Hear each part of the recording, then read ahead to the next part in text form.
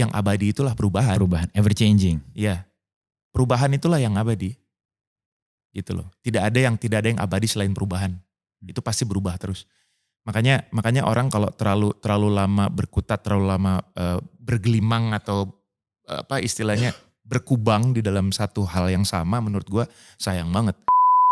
Semusim laku lalui, telah ku lewati tanpa dirimu. Itu sih paling berkesan. Kayak di kaset ya tadi ya. Alright, balik lagi. Welcome back to the cave, to another episode of Viniar bersama gue Bass Boy, host lo, dan tamu gue hari ini spesial. As always, karena tamu kita selalu spesial. Hari ini tamu kita adalah seorang yang udah malang melintang di dunia musik. An icon, a fellow Bataknis. Please welcome Marcel Siahaan. Yoi. Thank you so much for this opportunity ya, bisa bareng dan ngobrol-ngobrol. It's a pleasure dong. Thank you so much for your time juga dong. Sama-sama. Lu apa kabar Bang Marcel? Baik sekali. Baik sekali. Alhamdulillah. Hari ini dari rumah nih tadi nih. Yes sir. Dari rumah dan baru rilis single baru juga kan. Betul. Nah ini gue langsung pengen nanya. Soalnya kan ini terutama dalam delivery singlenya, visualnya. Itu kayak suatu hal yang gue rasa sangat eksploratif. Dan imajinatif banget nih gitu.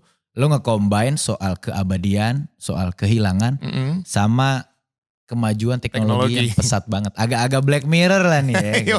Nah tapi lo sendiri kenapa ngambil angle-nya teknologi nih buat si kenangan abadi? Jadi si obrolan dengan tim kreatifnya waktu itu memang kita mau coba untuk mengambil angle yang baru ya. Maksudnya dalam arti seperti yang lo bilang tadi, kita mau coba untuk ngegabungin satu teknologi yang sedang ada nih, virtual reality ini kan, VR ini. Lalu kemudian digabungin dengan si konsep si video klipnya yang mengacu kepada lagunya. Jadi intinya kan ini semua dari ini kan adalah kita menggunakan jejak digital nih, digital footprints ya kan, yang udah direkam dan segala macam, lalu kemudian itu kita pakai untuk memuaskan hasrat kita, apa istilahnya, merawat kerinduan kita gitu loh, merawat kerinduan kita sekaligus juga ya sebetulnya kan ini kan kayak upaya apa ya, menyakiti diri sendiri sebetulnya. Iya. Iya kan, walaupun kita tahu tidak ada yang abadi, tapi digital footprints kan somehow kita bisa buat abadi gitu ya. Seakan-akan kita bisa relief. Iya gitu. Jadi apa kayak semacam permen untuk menjawab adiksi kita akan masa lalu, adiksi kita akan segala macam insecurities gitu ya. Jadi kayak dengan nonton lagi gitu, dengan review lagi tuh kayaknya bisa mengobati. Padahal sebetulnya ya enggak, itu kan hanya akan menambah form of addiction-nya akan nambah gitu. Terus dosage-nya juga akan nambah pastinya gitu. Lama-lama ya makin parah, makin overwhelm kitanya gitu. Benar. Tapi ya kembali lagi ini memang konsepnya jadi yang kayak ya apa sih, seru aja gitu ya. Maksudnya ketika timnya juga presentasi mengenai ini, gue juga ngerasa bahwa ini menarik sih dan memang lagi sekarang banget nih gitu, yang tema-tema seperti ini, yang virtual reality, lalu kemudian augmented reality dan sebagainya. Jadi ya seru aja gitu, seneng. Lihat angle dari teknologi yang mempengaruhi personal life, bahkan sampai ke love life yang lo gambarkan di lagu lo ini. Sebenarnya kalau dari lo pribadi, how concerned you are ngelihat perkembangan teknologi yang makin hari makin ngebut banget bisa kita bilang kayak gitu. Makin hari makin aneh. Kayak kemarin gue sempat ngelihat iklannya Apple Vision. Maksud gue yang kayak ada aplikasi di depan HP aja itu udah cukup distracting. Mereka gak cukup, mereka butuh ada aplikasi di sini. Depan biji mata gitu kan. Maksud gue yang kayak how concerned you are ngelihat perkembangan teknologi dan lo ngerasain dari mungkin era lo bermusik. Atau bahkan lu tumbuh besar yang belum sebegitu integratednya sama internet, teknologi. Sampai sekarang yang kayaknya perkembangannya gila banget gitu loh. There's one thing I remembered ya. When I watch movies like The Terminator. Itu kan jauh sebelum gue main musik tuh. Ya kan. Lu ngobrol tentang bagaimana orang bisa time traveling. Lalu kemudian ada cerita di mana sebuah digital company pada saat itu, gue lupa nyebutnya apa, digital company Skynet, bernama Skynet gitu, yang sekarang sebetulnya purwa-rupanya banyak. Banyak banget. Itu kan sampai kemarin keluar sebuah video di TikTok, di social media gitu, yang bilang Bahkan James Cameron yang bikin Terminator kan, dia kan sutradarai Terminator, itu dia sebenarnya dia bukan bikin film, tapi dia adalah, it was a warning for us gitu loh. Bahwa someday this would happen. This will be the reality. This will be the reality gitu. Dan mulai sekarang kan mulai kelihatan ada film The Social Dilemma di Netflix dan segala macam. Lo lihat bahwa setiap hari social media itu sebetulnya tanpa kita tahu mereka menangkap algoritma kita setiap hari, our behavior dan segala macam. Lalu kemudian dia simpan, lalu kemudian dia suntikin ke prototype kita untuk kemudian nanti jadi bahan mirroring kita di kemudian hari. Kalau kita misalnya mangkir atau gimana misalnya kan. Biasanya mereka lihat kita hari Selasa ngobrolin X, misalnya tiba-tiba Selasa berikutnya kita nggak ngobrolin X, dia feeding up ulang gitu. Dia kasih stimuli-stimuli. Iya, dia kasih stimulus-stimulus supaya kita ingat. Lalu disitulah iklan muncul dan sebagainya. Akhirnya kita sadar bahwa ternyata kita lah sebetulnya produknya. Betul. Iya kan? Betul. Yang sebel sebetulnya apa? Gue gak apa-apa dijadiin produk, asal gue dapat royalti itu doang. Jadi kalau lo pakai algoritma gue tuh harus bisa somehow didaftarkan gitu. Betul. Jadi kalau lo mau pakai algoritma gue silakan. Tapi ketika lo pakai algoritma gue secara digital, lo bayar royalti dong gitu. Entah gue ngitungnya per apa gitu ya, algoritmanya gue gak ngerti gimana cara ngitungnya. Tapi ini juga yang lucu, Boy. Karena gue kan punya band, Sick Minded ya. Sick Minded itu bisa dibilang gue adalah salah satu member yang terbaru lah di situ. Karena mereka kan dulunya, mereka cuma berdua tuh. Mas Odi sama Mas Rudi Sujarwo. So mereka memang punya niat untuk merevamp band ini dari yang tadinya cuma duo elektronik, rock gitu ya, lalu kemudian mereka mau bikin jadi sebuah band dan gue ada di dalamnya gitu. Full format lah jadi. Iya, one of the producers, one of the members gitu ya. Nah itu ketika pandemi memang gue sama mereka itu benar-benar berjibaku gimana caranya kita tetap bisa produksi musik ya dalam kondisi yang kita nggak bisa ketemu gitu, benar-benar remote semuanya. Bahkan beberapa single terakhir dari Sick Minded, termasuk Just Another Day, ada satu single itu. Itu kita mixing benar-benar dari tempat yang berbeda. Ingat waktu itu gue lagi di gym. Lagi di gym nih? Lagi di gym. Lalu kemudian basis gue lagi kerja, lagi meeting karena dia lawyer juga gitu ya. Lawyer dan dia meeting company gitu ya. Terus ada yang pokoknya ada di mana-mana semua. Gitaris gue di Bandung. Jadi waktu itu mixing engineer gue waktu itu benar-benar ngebuka satu platform yang mana kita bisa mixing bareng-bareng dengan dashboard yang ada gitu loh, dashboard untuk mixingnya. Jadi dia cuma ngasih tahu kurangnya di mana nih, Mas ini kayaknya kurang ini nih, ini kayaknya kurang ini. Oke, Cup ini kurang ini Cup gitu kan, ini kurang ini naikin. Dan kita berhasil mixing menyelesaikan secara virtual gitu. Tanpa harus ketemu. Itu keren sih pada saat itu ya, maksudnya how technology can help us with this even obstacles gitu ya, mereka bisa solve our problems. Tapi kalau udah ngobrol-ngobrolin mengenai tadi seperti yang lo bilang, yang akhirnya menjadi concern gue adalah dengan orang-orang yang sama di dalam Sick Minded yang kebetulan Mas Odi itu kan backgroundnya IT, vokalis gue tuh backgroundnya IT. Jadi kita sering ngobrol. Gue yang paling concern sekarang adalah artificial intelligence. Oke. Karena menurut gue dan itu juga yang kemudian seperti di awal tadi gue bilang, James Cameron kan meramalkan bahwa Skynet itu kemudian akan menjadi satu entity yang berdiri sendiri, ya kan? Lalu kemudian dia menjadi, kalau di Matrix dibilangnya sebagai ras mesin itu tadi kan, yang akan me-wipe out semua ras virus. Human beings kan mereka bilang human being is like a virus gitu kan. Mengganggu gitu, parasit. Mereka harus di-wipe out gitu kan. Nah ini yang mengerikan adalah ini artificial intelligence. Karena menurut gue dia tidak lagi hanya berpengaruh kepada dunia musik aja. Karena sudah terjadi kan, gue dikasih tahu waktu itu sempat ada tahun 2016 ada sebuah lagu yang masuk ke chart di Billboard kalau gak salah.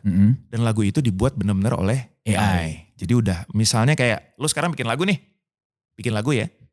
Just simple combo aja, vokal, gitar, bass, drum. Ya. Lalu kemudian lo tiba-tiba pengen menggunakan algoritmanya John Bonham misalnya di drumnya. John Bonhamnya almarhum drummernya Led Zeppelin misalnya. Lalu kemudian bassnya lo pengen pakai algoritmanya misalnya basisnya Alice in Chains misalnya, Mike Inez misalnya. Lalu kemudian gitarnya misalnya lo pengen pakai siapa, Randy Rhoads misalnya, gitarisnya Ozzy Osbourne yang udah meninggal gitu ya. Pakai gitu. Terus vokalnya lu tiba-tiba pengen masukin vokalnya Mas Duta, misalnya Duta Ceylon Seven. Jadilah satu lagu itu gitu. Benar. Jadilah satu lagu baru, totally lagu baru dengan menggunakan algoritma mereka. Dan itu semua diproduksi dengan instan. Iya. Dan yang menarik adalah karena gue juga kan konsultan kekayaan intelektual. Yes. Jadi lagi banyak yang seru nih di dunia terutama di dunia hak cipta dan di dunia copyright ya. Yang menarik adalah kita sedang membicarakan ini gimana nanti cara pembagian rights-nya. Siapa yang punya rights-nya? Gitu. Oke. Apakah John Bonham? Atau si third party Apakah AI-nya? Mas Duta? Atau si Mike Inez? Atau si siapa gitarisnya satu lagi Randy Rhoads gitu. Maksudnya dengan ahli waris dan segala macamnya. Publishers-nya kah yang punya rights-nya? Yang kemudian mendapatkan royalti atau siapa? Pembuat engine-nya atau siapa nih? Nah ini yang lagi menarik nih. Itu dan yang gue concern lagi lebih panjang adalah kemarin gue sempat ngobrol juga sama Mas Odi, bahkan ada yang lebih mengerikan lagi. Misalnya contoh begini, lagu gue semusim nih, ya semusim dengan algoritma misalnya 9 codes. Contoh sebagai contoh. Algoritma itu bisa dibaca dengan search engine dalam misalnya dalam bentuk 9 kode misalnya. Ya. Itu terbaca dan itu langsung nyambung ke kayak nomor induknya gitu. Kan setiap lagu tuh punya nomor induk international. Betul. Jadi ketika lagunya dipasang, langsung tuh nomor induk itu nanti akan menghubungkan ke oh ini dapat ke hak cipta, oh ini dapat ke performer, oh ini dapat ke produser. Ya. Udah otomatis karena masing-masing dengan code. Nah nanti misalnya nih yang terjadi adalah misalnya ada seorang say hacker lah ya. Tiba-tiba dia bikin lagu semusim yang sama secara audio, secara sound sama, tapi algoritmanya misalnya dia dengan 10 code. 10 code yang baca cuman bisa yang 9 code ini nanti gak bisa baca yang 10. Yeah. Jadi nanti semua royalti bisa diarahkan masuk ke dia semua. Padahal penciptanya lu. Tapi kalau kedenger sama gitu. Yeah. Itu mengerikan loh. Betul. Itu gimana caranya? Untuk menangani copyright infringement itu gimana tuh ceritanya? Karena AI ini udah semakin ke sana. Ini baru musik loh ya. Iya belum yang lain-lain nih. Dan AI ini kan sekarang udah mulai dipakai di beberapa publishers untuk mendetek lagu-lagu, pemakaian lagu-lagu. Jadi misalnya kayak kembali semusim misalnya, dibikin koplo gitu. Oh di revamp, remix, dihancurin pokoknya segala macam. Tapi dia tetap bisa menangkap algoritmanya bahwa itu lagu semusim. Dan akan jatuh ke royalti kepada pihak-pihak yang berhak yang sudah terdata. Atau mensu siapapun yang pakai, misalnya tanpa izin gitu loh. Betul. Itu publisher udah pakai sekarang. Nah ini kan makin lama makin, kalau kemarin sebelum AI mungkin namanya fingerprint itu loh, sistem fingerprint. Jadi udah ketahuan nih lagu-lagunya. Makanya kemarin ini banyak kasus-kasus kayak copyright infringement di Amerika dan segala macam ya. Kasus-kasus kayak siapa? Pharrell Williams sama Robin Thicke yang dia pakai lagu bukan pakai lagu, dia pakai mood lagunya Marvin Gaye untuk bikin lagu baru dan akhirnya dikalahkan dan dia harus bayar denda ke keluarganya Marvin Gaye karena moodnya ternyata sama gitu. Itu kan udah makin metodenya udah tidak lagi kuantitatif tapi udah kualitatif. Makin spesifik kan. Nah itu dari musik. Nah AI yang lebih ngeri lagi adalah urusannya dengan ketahanan nasional Pak. Ini lebih ngeri. Yoi. Karena mereka bisa mengotak-atik data kita nih kan. Data pemerintahan. Iya data simple misalnya untuk spesifikasi masyarakat tertentu bisa tiba-tiba di wipe out misalnya gitu, dihapus, diganti gitu. Atau kemudian misalnya dia bikin false notification berdasarkan data ini misalnya harusnya perpindahan ini karena misalnya bencana harus dipindahkan, tapi ternyata false alarm misalnya. Benar. Dan ternyata dianggap tidak ada, aman-aman aja, ternyata bencananya jadi. Itu mengerikan sih. Dan itu bisa dipakai buat program ya, kayak misalnya proxy war dan segala macam gitu. Benar. Bisa dipakai perang, dan perang yang lebih mengerikan sekarang itu, yang lebih menurut gue lebih parah daripada nuclear war ya. Dibanding perang fisik ya. Iya, perang fisik. Hasilnya juga fisik juga pasti. Betul. Orang bisa kudeta, bisa segala macam negara gitu kan, nggak hanya gara-gara misalnya false alarm gitu lewat AI. Itu sih concern gue yang menurut gue mikir, karena kan gue kan nggak hidup selamanya ya, tapi kan anak-anak kita nanti generasi berikutnya mereka yang akan istilahnya menjalani kehidupan ini dari ketidak awarenessan kita gitu. Kalau kita nggak aware dengan ini kan, terus nanti gimana anak-anak kita? Kita sih tinggal mati doang. Benar, abis. Terus ya kan? Mereka gimana? Itu bisa dibilang kan mereka jadi yang menanggung konsekuensi atas perbuatan generasi sebelumnya gitu loh. Betul. Itu yang ketakutan gue kalau lo tadi nanya. Iya, takut sih, iya Takut, serem sih ya. Ini kita baru mengerikan. mulai udah serem banget nih ya gitu. Jadi keramaian. Kalau gue balikin nih ke Iya. topik ke musik lo di Iya. kenangan abadi.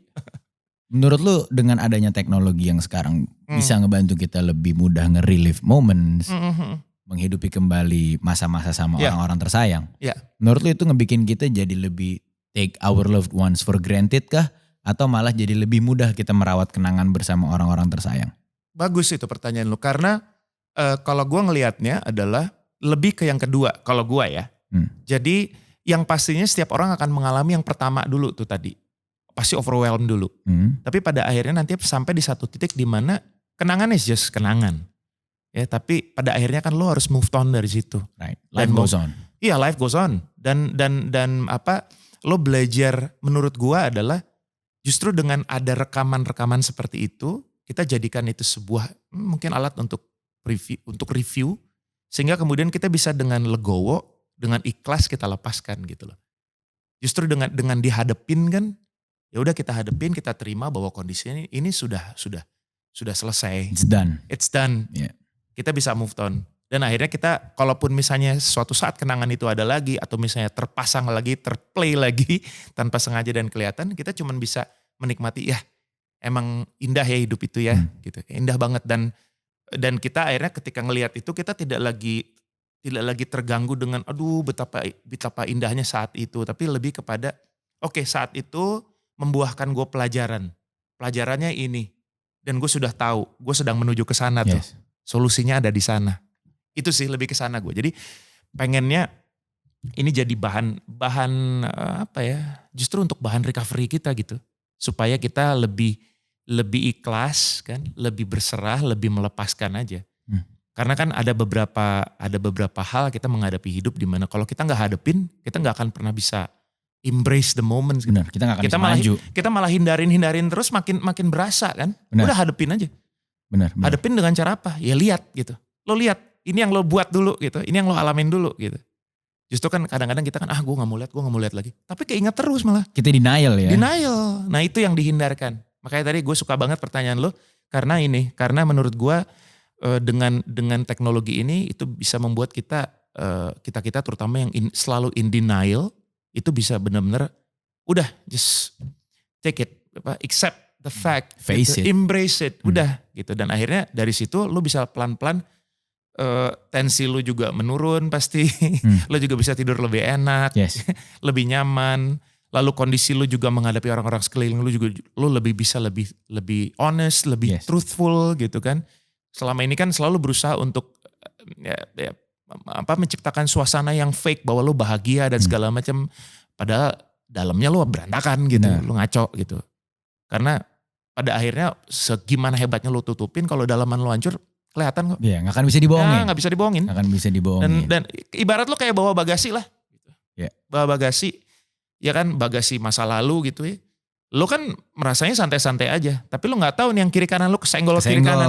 Itu lo sih ngerasanya, oke, I'm alright. Kuat-kuat aja nih gue gendongnya gitu. Kiri kanan lo orang-orang loved ones lo. Istri lu, pacar lu, anak-anak lu, keluarga jadi kesempitan, lu. Jadi segala macem. Dan mereka gak punya hak untuk merasakan itu kan. Gak fair banget lo. Apaan lo? Gitu. They don't deserve that. Yes. Exactly. Yoi, jadi ya poin utamanya adalah it's the way to harness all this technology supaya kita nggak jadi budak dari itu. Jadikan kan? mereka tetap toolsnya. Yes. Toolsnya. Masternya kita. Masternya gitu. iya. Brainware balik lagi kan. And let gitu. your soul be your pilot kalau kata Sting. Yoi. Nah kita ngomongin kata-kata abadi di Yes. single ini. Walaupun kita sama-sama tahu, kita sama-sama agree there's nothing. Tak ada yang tak ada abadi. Iya kan? But to you, buat Marcel Sihaan, what is keabadian?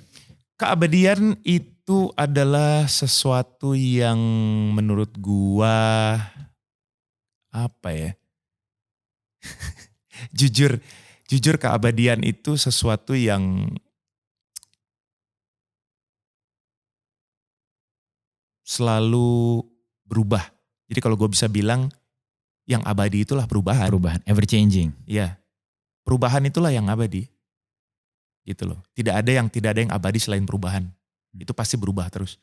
Makanya orang kalau terlalu lama berkutat, terlalu lama bergelimang atau apa istilahnya berkubang di dalam satu hal yang sama, menurut gue sayang banget. Karena bahkan 5 menit yang lalu sel kita pun sudah berbeda dengan 5 menit setelah ini gitu loh. Sel kita berkembang, memecah dan segala macam. Udah berubah tuh karakter kita tuh. Benar. Jadi kalau kita masih overwhelmed dengan kejadian di masa lalu, gak usah jauh-jauh 5 menit atau 10 menit yang lalu, ya sayang aja sih. Lo hanya akan merusak kondisi lo untuk kemudian lo gak bisa lagi maju lebih positif melihat yang depan gitu. Iya. Gitu sih. Keabadian adalah perubahan. Iya. Betul sih, gak ada satu format apapun di dunia ini yang konstan. No. Kiri kanan, muka kiri kanan kita aja beda. Benar. Dan itu keep on changing. Makin tua kan bukan kulit kita yang mengeriput sebetulnya. Yes. Bukan hanya itu, tapi tulang kepala kita pun mengecil. Gitu. Makanya ya kita yang di hari esok tuh udah sebenarnya bukan kita lagi yang di hari ini kan secara teknis gitu. Makanya orang bisa berubah pemikiran. Hari ini saya menganggap hal ini adalah hal yang sangat ofensif buat saya. Tapi bisa aja 2 hari kemudian, 3 hari kemudian, oh ternyata hal ini tolerable tuh buat saya gitu. Betul. It's not that offensive gitu. Iya, bisa jadi memang pada akhirnya masalahnya adalah di kitanya gitu kan. Mungkin itunya biasa aja, tapi kita yang sedang berevolusi gitu, kita yang sedang bertransformasi pelan-pelan kan. Bagaimana kita mengadap itu. Karena sebetulnya kan pernah juga ada yang bilang kan bahwa situasi itu ya begini-begini aja sebetulnya. Tapi yang menjadi sesuatu yang menarik dan akan menjadi, kita bisa bilang bahwa inilah istilahnya enlightenment-nya kita adalah bagaimana kita cope dengan itu. Bagaimana kita menyikapi itu sebetulnya kan. Dulu mungkin kayaknya berat banget gitu. Tapi lama-lama biasa, lama-lama akhirnya terakhir kita biasa aja, gak ada apa-apa. Tapi nanti kita akan menghadapi hal yang sama tapi dengan level yang berbeda karena pakaian kita selalu, upayanya selalu adalah manusia kan harus lebih baik. Istilahnya naik kelas dan sebagainya. Ya gitu. Iya. Berbeda pasti. Sesimpel kayak kita punya masalah hari ini, masalah itu kita solve, masalah baru. Iya. Gitu. Dan lucunya itu masalah baru hanya dari kemasan gitu. Tapi sebetulnya substantially it's the same thing. Iya. Benar. Hanya bajunya lain, kemasannya lain gitu. Iya. Produk lama tapi kemasan baru. Produk lama kemasan baru. Rebranding doang dia. Yes. What I'm thinking is my son, my children, gitu. The only thing that I can put things as legacy for them is what? The examples, gitu. Yes. Contoh, gitu. Kan, yang gue pikirin cuman ini boy. Gue kebayang nanti suatu saat gitu ya, anak-anak gue udah pada gede, terus gue udah tiduran nih gitu. Yeah. Udah dikafanin gitu. Terus orang nanya gitu ke anak-anak gue, bokap lu siapa sih? Dan simple, mereka malu ngomong ke orang-orang siapa bapaknya gitu. Itu doang yang gue takutin. Itu kan sebuah perasaan yang sangat tidak mengenakan ya. Iya. Dan semoga itu jangan pernah sampai kejadian. Itu dia. Buat kita, buat yang nonton dan buat siapapun ya gitu. Karena pastinya. Kan yang ngirim doa kan cuma mereka ya. Benar. Orang-orang ini kan, yang lingkaran kecil gue ini gitu. Benar. Jadi kalau gue aja nggak bisa punya muruah di depan mereka sih susah sih kayaknya hidup gue. Jadi itu yang gue pikirin selalu, gimana caranya supaya generasi berikutnya nih, anak-anak kita, adik-adik gua gitu, semua ini bisa berjalan gitu. Ayolah gitu. Karena apalagi sekarang kalau udah bicara, lo bilang tadi transformasi, semuanya bertransformasi ya kan. Dan sekarang ini adalah mulai kita coba untuk mentransformasikan mindset kita bahwa ini adalah eranya kolaborasi. Yes. Berkolaborasi lah. Termasuk bukan hanya musik, semuanya. Apapun. Tapi yang susah adalah gini, yang berat nih kalau gue perhatiin. Berkolaborasi itu, lo harus menerima kekurangan dulu nih. Baik. Karena kolaborasi itu jangan dilihat lagi sebagai, oh gue lebih keren ya, dan gue punya niat untuk membuat lo lebih keren. Yuk kolaborasi sama gue. Enggak, bukan gitu. Tapi lebih kepada gimana caranya kita lebih introspeksi melihat, oh kekurangan gue di sini, kelebihan dia di sana. Nah, di situ dikawinkan. Kelebihan gue di sini, dia nggak punya tuh. Ya udah kita bareng. Untuk menghasilkan suatu hal yang baru. Iya, ayo bareng. Gitu. Nah itu kan susah tuh untuk nurunin ego sampai ke situ, terima bahwa ya kekurangan gue banyak, udah gitu. Iya kan, apalagi urusan teknologi. Aduh, gue nggak tahu apa-apa gitu kan. Tapi kan yang terjadi sekarang banyak yang sangat disayangkan orang-orang yang bahkan membuka akun sosial media pun susahnya setengah mati, Betul. gaptek gitu ya, tapi sombongnya setengah mati gitu. Betul. Sombong Betul. setengah mati, tapi kalau gue sih lebih ngeliat kesombongan itu lebih kepada kompensasi bahwa ya gue nggak mau kelihatan bego lah Yes, gitu kan, yes. walaupun bego. Coping mekanismenya dia. Coping lah. mekanismenya adalah ya menutupi Kekurangannya. kekurangannya, kenaifannya dan segala macam, ke-ignorance-nya dia gitu ya. Nah ini yang menurut gue harus kita mulai harus bisa melihat lebih jauh lagi, introspeksi bahwa kalau kita terus mempertahankan ego kita seperti ini dan menjadi self-centered and egoistical Yes. gitu ya, Yeah. nggak akan kemana-mana. Udah kolaborasi aja, nggak usah malu. Karena kita selalu berpikir kalau kita turun, ya lalu kita tanya, itu kita kelihatan kita kehilangan respect dari orang. No, enggak. Kayak seakan-akan kita sedang mempermalukan diri sendiri. Menurut gitu. gue enggak, salah sih. Itu menurut gue asumsi yang negatif menurut gue. Yang harus ditinggalkan menurut gue. Karena respect yang bisa didapat dari generasi yang baru adalah justru dengan lo turun. Karena mereka juga pengen kok berkomunikasi sama kita. Yes. Percaya sama gue. Mereka pengen berkomunikasi. Gue berapa kali bertemu dengan banyak sekali Gen Z, generasi anak-anak gue yang manggilnya udah om ya. Jangan salah boy, gue udah opung loh. Gue punya cucu dari kakak gue. Jadi udah Opung. dipanggil opung. So ya gimana gitu. Right. Mereka pasti pengen kok dengar pengalaman kita, apalagi kita yang memang sudah hidup di era analog, terus semi analog, terus semi digital, lalu kemudian digital, lalu advance digital gitu kan. Mereka pasti pengen tahu lah pengalaman kita dulu ketika kita dulu bisa mengapresiasi musik lewat apa? Lewat CD, lewat kaset. Sekarang vinyl gitu kan. Dan segala macam. Mereka pengen tahu gitu. Dan dari mana sumbernya? Ya kita lah gitu kan. Tapi kalau kitanya udah merasa paling keren, udah paling ngerti sendiri, susah komunikasi. Terus berharap mereka kayak kita. Gak akan mungkin. Percaya sama gue. Anak gue itu yang paling kecil, itu sekarang kalau ngobrol aja udah sangat argumentatif. Kalau kita ngomong A doang dia gak mau A. Kenapa A? Why? Mereka butuh reason. Kalau itu aja kita sudah tidak bisa memprovide karena ego, forget it man. Udahlah percuma lah, udah mendingan wipe out aja satu generasi dah. Just. Kasih zombie apocalypse sekali beres. Benar. Karena akhirnya di saat kita mempertahankan ego kita, di saat kita tidak mau mengakui kekurangan dan keterbatasan kita, we're being an ignorant person. Iya. Dan menjadi ignorant itu sangat bertolak belakang sama namanya kemajuan. Gitu. Udahlah. Lupakan. Ya udah kita akan selalu ketinggalan gitu kan jadinya. Ignorant kalau bini gue nyebut dipakai bahasa Melayu itu bodoh sombong. Bodoh sombong. Udah bodoh sombong lagi. Pula. Bego lagi gitu kan. Betul. Itu. Apa ya istilahnya kalau kayak di Medan itu pintar tak terajari, bodoh tak terikuti gitu. Dia pinter, saking pinternya gak bisa diajarin, saking bodohnya gak bisa diikutin gitu. Jadi, sampai wow. Lo bodohnya mengagumkan sih. Being ignorant is a big no ya pastinya. Oh, it's a big no. It's a big no. Karena lo lo kayak nggak punya harga aja gitu. Lo nggak punya self value aja kalau lo ignorant sih menurut gue. Itu makanya yang selalu gue tekenin ya anak-anak gue gitu. Jangan sampai lo menjadi orang yang ignorant. Jangan sampai. Lo boleh nakal tapi jangan bego. Yes. Gitu loh. Yes. Nakal itu macam-macam aspeknya. Gitu loh. Bisa kreatif, bisa dedikatif gitu ya, serius gitu kan. Itu kan kenakalan itu kan perlu tuh. Betul. Untuk selalu membuat apinya nyala kan. Betul. The flame burning gitu kan. Betul. Tapi jangan bego.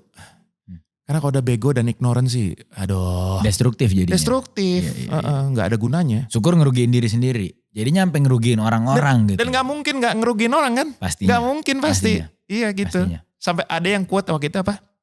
Sama seperti kalau kita mati. Kita kan nggak tahu kalau kita mati. Yang tahu orang lain. Yang gitu. sedih, yang grieving kan sekeliling kita. Betul. Yang tersulitkan, mengalami kesulitan orang sekeliling kita kalau kita mati. Kita mau mati tinggal mati. Sama seperti kita bego. Iya, kita nggak tahu. Kita nggak sadar kalau kita bego. Tapi yang tersiksa orang-orang ini nih. Benar. Gitu dia. Nah, kita skip fast forward dikit nih ke saat lo mulai berkarir. Yoi. Kan lo tadi dari band-bandan, dari metal-metalan sampai lo masuk ke industri yang jauh lebih besar lagi. Yeah. Di tahun segitu tuh, what was the biggest challenge? The biggest challenge was the transition. Transition untuk dari lu di belakang Menjadi ke depan. menjadi ke kan? depan. Ditambah lagi dengan gue masih di 1 tahun pertama itu menurut gue adalah turmoilnya. Karena apa? Gue masih gak terima boy. Gue masih gak terima karena buat gue tuh drummer boy. Gue drummer. Gue gak terima. Sampai ya mungkin gue juga udah cerita ini berulang kali gitu. Gue ada satu temen yang sampai nyeletuk udah gak enak banget gitu. Bego, lu sadar gak sih gitu? Lu bersyukur apa sih gitu? Bersyukur apanya? Iya, sekarang gue mau tanya, band lo gitu. Band lo gede sih. Tapi di mana? Gitu. Ya banyak yang tahu kok, ya di mana? Bukan ya. Gitu. Sekarang lo baru punya 1 single kan sama Shanti kan, Hanya Memuji. Sekarang yang lo tahu kira-kira yang tahu lo gara-gara 1 single ini siapa aja? Itu banyak banget. Indonesia, Malaysia, Brunei, Singapura. Udah bersyukur deh, lu jangan kebanyakan gaya gitu temen gue. Sampai datang sentilan dari. Masih gak terima karena ya pada saat itu kan gue memang bahkan di transisi ketika gue mendapatkan opportunity itu kan gue lagi di masa dimana gue lagi sedang struggling untuk gue mau melanjutkan studi sebetulnya. Gue lagi nyari opportunity untuk bisa dapetin beasiswa lah atau apapun untuk bisa melanjutkan studi gue. Waktu itu plan gue adalah ke Belanda. Hukum, anak hukum. Yoi. Tapi gue tetap pengen ngeband gitu loh. Gue gak kebayang sampai kesini jauh.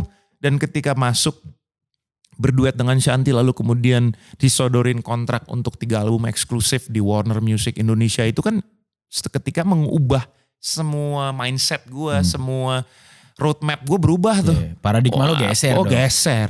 Geser. Belum lagi dengan transisi di mana waduh ini anak-anak band underground bakal ngomong apa nih. Sempet kepikiran juga. Walaupun pada saat itu ego gue cukup kencang untuk menolak dalam arti gue tidak pernah kontrak apa-apa dengan underground movements authority atau apapun itu. Jadi gue tidak perlu merasa harus sedih ketika gue menjalankan opportunity ini gitu. Ini kan juga satu hal yang akan menjadi satu leap yang kedepannya juga malah bisa jadi membuat musik underground gue atau musik metal gue bisa jadi sesuatu malah gitu. Gitu. Itu sih transisinya itu gila lumayan. Dari yang gue gimana ya, gue main ngedrum balik. Nongkrong bentar balik. Tiba-tiba gue harus mingle, tiba-tiba gue dikasih tanggung jawab sebesar itu. Harus mendirect, harus ngafalin lagu. Gue tuh mengalami masa di mana mungkin puluhan panggung lah. Gue gak bisa ngomong apa-apa boy. Ngomong as in banter. Gue gak tau ngomong apa. Waktu manggung gitu. Iya. Jadi diantar paling kayak ya ini tadi lagu ini thank you gitu ya. Udah gitu kan gini. Udah gitu kan single gue kan iya cuman 1. Pada Waktu saat itu. Iya sisanya kan gue cover. Dan itu salah satu disadvantage gue pada saat itu. Karena apa? Gue bukan penyanyi cover. Gue tidak ada background penyanyi kafe walaupun pernah nyobain beberapa kali gigs lah nyanyi di kafe dengan band lo gitu. Tapi gue tidak ada background itu. Gue tidak ada background penyanyi festival. Jadi gue tidak punya pada saat itu gue tidak menyiapkan RAM gitu. Random access memory untuk menghafalkan lagu-lagu gitu. Yes. Gitu. Gue terbiasa dari kecil mendengarkan lagu-lagu juga benar-benar dari melodi, tidak menghafalkan lirik. Gitu. Makanya sering sekarang di digital streaming platform tuh gue sering banget, aduh lagunya apa ya, gue tahu melodinya gitu. Tapi gak tahu liriknya. Nah, kayak gitu. Itu gue kebayang, gue gak tahu mau ngomong apa. Jadi terlalu banyak tugas gue saat itu, harus ngafalin, harus ini, harus itu. Akhirnya gue jadi yang tersiksa sendiri gitu. Gue mesti ngomong apa ya. Gitu bener-bener yang kaku aja gitu, kaku. Belum gue tahu gue gak bisa gerak. Gue kaku kayak koreografi dari udahlah gitu kan. Jadi udah gitu nyanyi pop, udahlah gue nyanyi pop aja gitu. Di kepala gue yang kepikiran pada saat itu untuk bisa menenangkan diri gue. Jadi kayak semacam apa ya, obat buat bikin gue nggak tegang adalah gue ngingetin almarhum Om Krisya aja. Om Krisya juga kalau goyang kaku kok. Tapi suara dia kan gila, legend. Udahlah gue inget Om Krisya aja. Tapi sampai di tahap apa akhirnya tadi kan transisi ya, Yeah. itu turmoil juga pasti buat lo. Sampai di fase seperti apa yang akhirnya lu ngerasa luas dengan semua kebaharuan ini, ngerasa ini jadi oke, this is it, this is my reality, this is what I do. Oke, ternyata buat gua ada beberapa momen di mana album ketiga gua selesai, lalu kemudian gua berganti manajemen. Wait, ini bahkan sampai album ketiga nih? Iya. Wow. Pelan-pelan ya, gradually. Yes. Ya, maksudnya dari setiap timeline itu pastinya berbeda. Ya. Album pertama tuh benar-benar album yang cukup sukses dan mau nggak mau mengubah gue jadi sesuatu yang oke, I'm happy with this, I'm really happy gitu. Tapi gue tetap nggak kehilangan masa di mana gue harus introspeksi, banyak yang kurang di sini. Gue bikin album kedua, ternyata introspeksinya sedikit banyak terlalu melenceng, terlalu berlebihan, lalu kemudian ada yang ngerem lagi dan kemudian itu menjadi bahan untuk gua di album ketiga. Tapi ya itu transisi, lalu kemudian opportunity mulai menurun karena pada saat itu kan band lagi berkembang, band-band yang pada saat itu disebut sebagai band Melayu dan sebagainya. Itu kan mulai di situ tuh 2008. Di situ mereka merajai tangga. Tangga. Lalu kemudian gue mulai merasa kehilangan arah di situ. Termasuk manajemen gue juga akhirnya selesai yang lama dan baru kemudian gue transisi di tahun 2009 gue masuk di manajemen yang baru. Baru mulai pelan-pelan ngebangun visi lagi. Gue dapetin tim baru yang lebih mengerti arahnya gue mau kemana, tapi juga bisa ngerem, ngasih tahu. Udah, jangan ke situ, bisa gitu. Mulai pelan-pelan sampai puncaknya salah satunya yang paling gila yang mengubah visi gue jujur nggak terlalu lama. Pandemik. Oke. Kalau itu pandemik benar-benar mengubah cara gue berkomunikasi dengan diri gue. Dengan diri lo sendiri? Yes. Seperti? Banyak hal yang berrekonsiliasi dengan diri itu ternyata penting gitu ya. Karena apa? Hubungannya tadi lo nge-manage bagasi-bagasi. Bagasi lo itu ternyata yang gue selama ini kurang gue sadarin dan perlu pandemi untuk bisa menyadarkan gue adalah ternyata gue terlalu menganggap enteng masalah-masalah itu. Bagasi-bagasi ini, yang ternyata bagasi-bagasi ini mengganggu gue gitu. Mengganggu gue dalam arti apa? Dalam arti hubungan gue dengan orang-orang terkasih gue, orang-orang terdekat gue. Gitu. Dan akhirnya gue harus berusaha untuk melakukan satu upaya rekonsiliasi sama diri gue sendiri, memperbaiki komunikasi supaya apa? Jangan lagi istilahnya menunda penyelesaian gitu. Kalau ada satu hal yang harus lo selesaikan, jangan ditunda, selesaikan.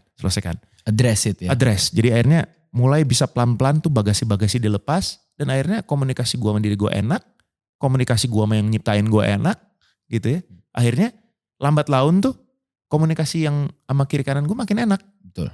Dan akhirnya banyak masalah, gue jadi bisa lebih aware bukan hanya dengan masalah gue, tapi juga dengan masalah-masalah yang dialamin sama orang-orang terkasih gue di pinggir ini. Ya. Selama ini kan gue kayak mikirin diri sendiri aja gitu.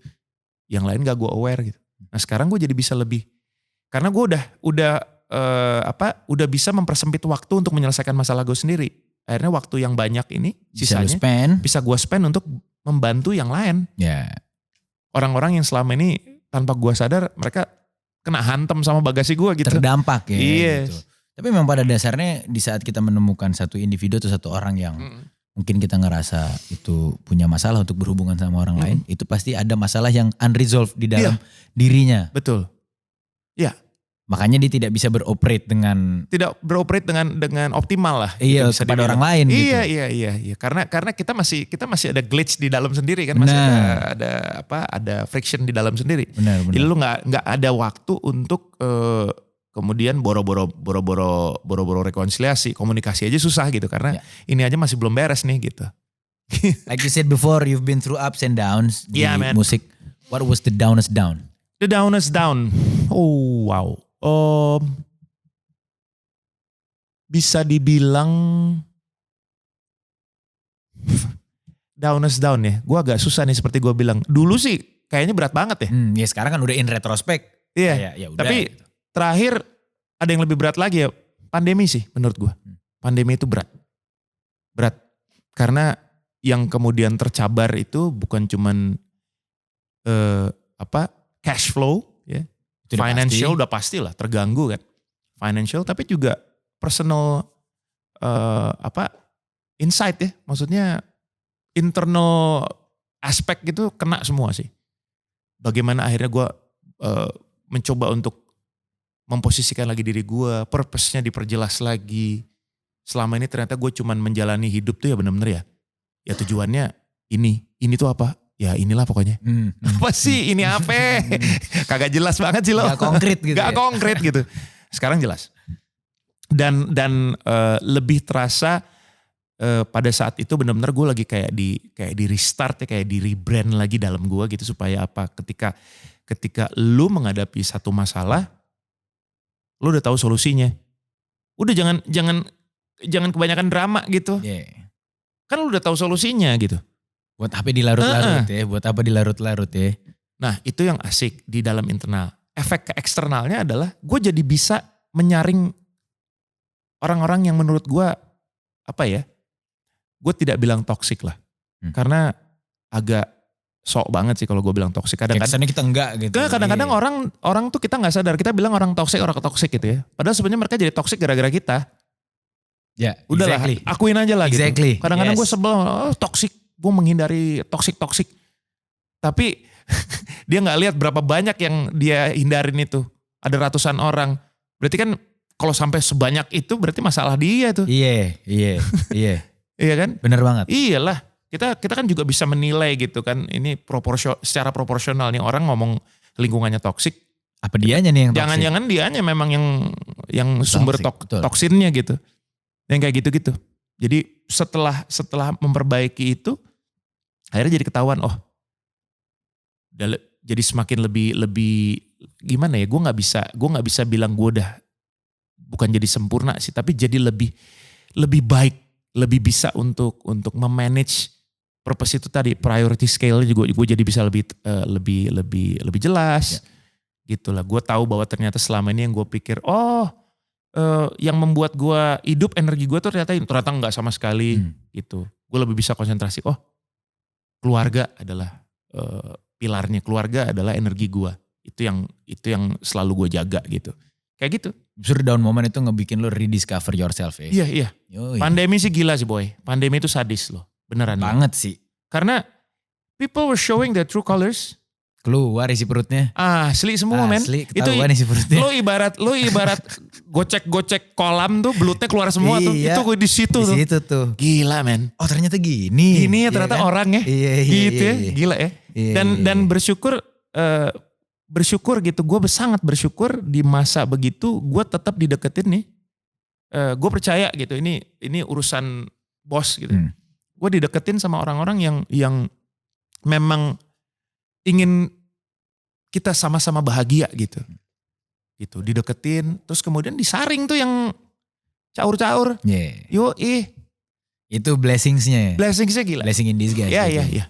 Bang Marcel, Yes. ini ada list lagu-lagu yang akan jadi game kita hari ini. Aduh. Tipis-tipis aja, tipis-tipis aja. Tipis. Lo diminta untuk nyanyiin satu bait doang dari prompt lagu yang ada di sini. Oke. Yang pertama itu lagu yang paling berkesan sepanjang karir lo. Lo gak usah sebutin judulnya, lo nyanyiin aja sebait dari lagu itu. Oke. Semusim telah ku lalui, telah ku lewati tanpa dirimu. Itu sih paling berkesan. Kayak di kaset ya tadi ya. Kayak di kaset. Kayak di kaset. Percis kayak di kaset. Kayak di kaset. Sekarang udah Udah di AAC. DSP. Iya, udah di AAC. DSP. Kita audio lanjut. files. Nih, yang kedua itu adalah lagu yang judulnya sebuah pertanyaan. It could be your song, it could be.